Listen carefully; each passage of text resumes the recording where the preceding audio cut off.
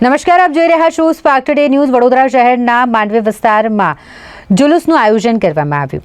રદી અલ્લાહો અન્હાના 813માં ઉર્સ મુબારક એટલે કે ઈદે ચિશ્તિયાના આ ખાસ અવસર પર 7 તારીખ એટલે કે આજના રોજ ખાટકીવાડા કાદરી ચોકથી શાનદાર 78માં જુલુસે ઈદે ચિશ્તિયાનું આયોજન કરવામાં આવ્યું હતું। મોટી સંખ્યામાં મુસ્લિમ સમુદાયના જે લોકો છે તે આ જુલુસમાં જોડાયા હતા। ખૂબ જ શાનદાર રીતે આ જુલુસનું આયોજન અહીં કરવામાં આવ્યું હતું।